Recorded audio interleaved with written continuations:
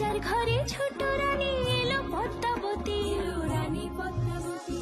রাজার আরো 6টি রানীর ছিল না সন্তান, পদ্মাবতীর কোলালোতে মিলল সমাধান।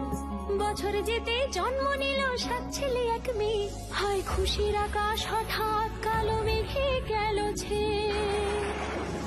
হিংসেতে যায় জ্বলে পুড়ে বাকি 6টি রানী, যুক্তি করে ঘটায় ওরা 7 কুমারের হানি। সুযোগ মতো 7 ছেলেকে মাটিতে দেয় পুঁতে, বাঁচে একা পারুল, ওরা পায় না তাকে ছুতে।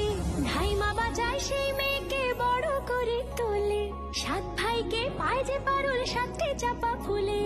এত কিছুর পরেও রাজার বিপদ যে কাটে না, সূর্য নগরে সুখের সূর্য আর ওঠে না।